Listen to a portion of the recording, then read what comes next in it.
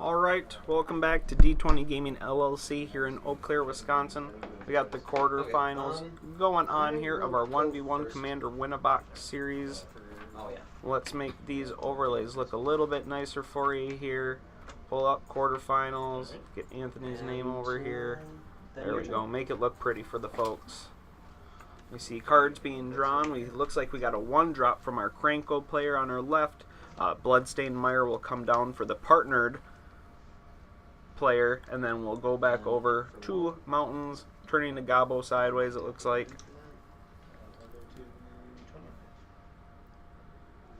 So Krenko's going to play not dissimilar to Zergo. It's just an aggro red deck. Access to something that kind of goes a little bit wider. Yes. Maybe we see some bushwhackers out of these guys, out of the Goblins deck. Maybe some Goblin synergies as well too. It's not usually a combo deck, but it kind of plays like one in that you just get the pieces out and it just turns into a game over situation very quickly. I mean, Squee and Goblin Bombardment, isn't that a combo? That's true, yeah. Goblins can do anything. Goblins can do mid-range, they can do combo, aggro, tempo. I've been playing, testing out. We got Star City Games Minneapolis coming up at the end of the month here, May 26th and 27th. I've been testing out Goblins with the red Ramanop Ruins land, and it's been pretty good. A little extra reach on the deck once you hit that 4th land, 5th land. It's been pretty fun. And no 2-drop from our Goblin player the last turn. You think he really wants to be flooding the board at this point.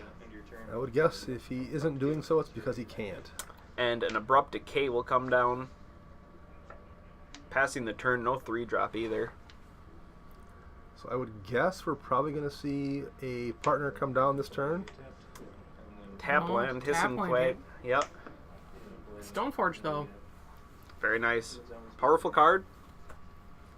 The question is what he gets with Stoneforge. You think there's Jete. What's pro-red? The Sword of Fire and Ice would be a 1. Batterskull is also probably an option. You can go old school and just grab the Batterskull like everybody else. Yeah. In that situation, you want Stoneforge to survive a turn so you can cheat it in. He's going to get the Jete. Alright. So you can play and equip it next turn. It is a good call because it can give you a good Rattlesnake that can just kill Krenko. Yeah. I understand wanting to go for a Batterskull. You could play it on turn 5 if you got the lands. It's got lifelink. Jete, I know it doesn't have lifelink, but it can gain you life. So it kind of has a pseudo lifelink, let's say. A limited lifelink. I just think knowing that you can deal with Krenko at any point in time using the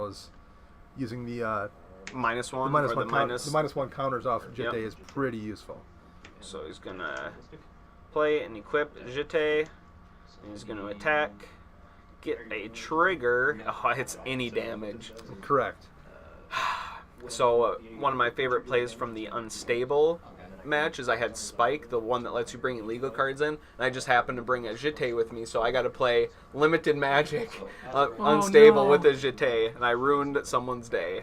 The horror on the face of people when they, if it's the first time playing against the card for newer players, when they realize it triggers on any damage is just magnificent. Oh yeah, I tend to forget that sometimes, and it's because it's broken, right? I mean, it is broken. All the cards we have now will usually trigger on just player or just creature, but that's anything. So it looks like both players have missed at least one land drop. Oh, there's the Sword of Fire and Ice, so one of those equipments was already in hand, and we see Voltron here. So that's pro-red, pro-blue, and he's going to suit it up, deal 2 damage as well to that player, get 2 more Jete counters, and draw a card. He's got lots going for him right here. I don't think he's going to be able to Krenko out of this one. Krenko out of this one, yeah. He's got pro-red and pro-blue now on that thing. And for those that don't know, the 3 abilities on Jete, you can remove a counter to give a creature +2/+2 down a turn. You can remove a counter to give a creature -1/-1, or you can gain 2 life. Yep. So that kind of jack of all trades, you might say. And now that he's drawing off the sword and dealing him more damage, this game is going to end quickly, I think. He's got an additional clock, and I didn't see he must have used 2 counters already from the Jete. Either that or he missed putting 2 more. He used them to pump the Stoneforge. Gotcha. And then he got the additional 2 from the damage. Perfect. And then 2 more counters go right back onto that Jite. And with that sword on the Stoneforge Mystic, there's really very few ways for that red deck to interact or even remove it from combat.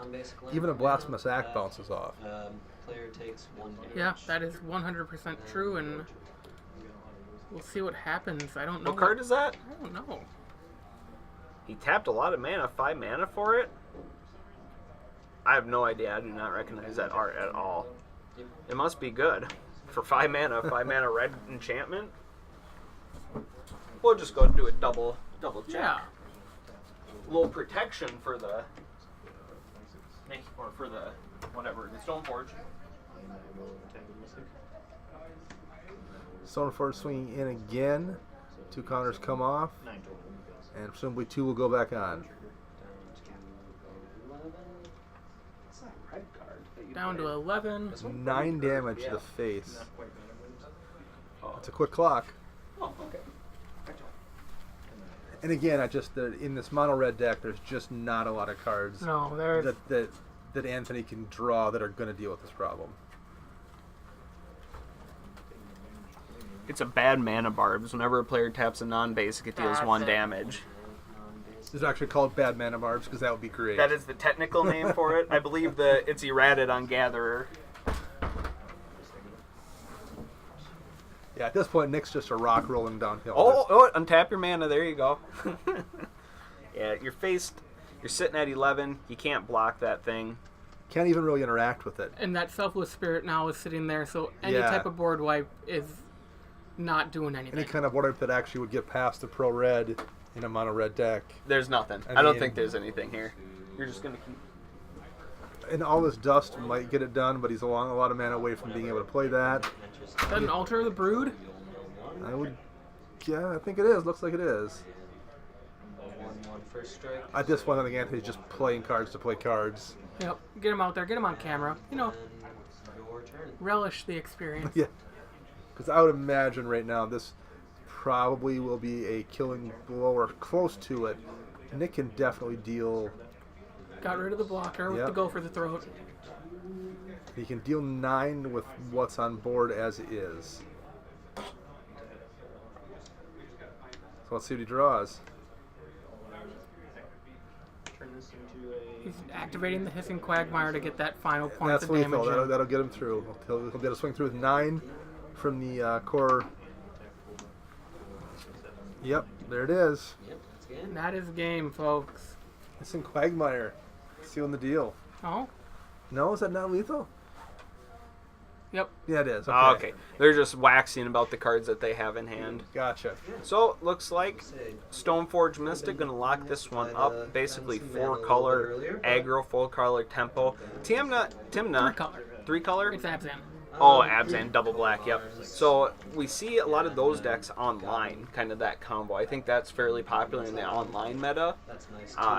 Not so much here on the tables. I don't see a lot of her at any of the recent events either. So something that's common online, but not necessarily here in our meta. And we see the strength that these mono red decks can fit with a 100 card pool. You know, they only have 100 cards, and yet you can play something like Krenko where he didn't even come down, and they're still fairly powerful. They got plenty of cards packed into them, and like we said, it's a math game with these red decks. You have so many things that do 3 damage, or Right. can do 2 damage repetitively, Sulfuric Vortex or something, and the math is just there. Unfortunately, didn't quite get there this time, so we're going to see Tymna and Reyhan advance. We'll have to check what else is finishing up at the table. These are untimed rounds, so we're going to go see what's finishing up, and then we'll be right back here at D20 Gaming LLC in Eau Claire, Wisconsin. See you soon.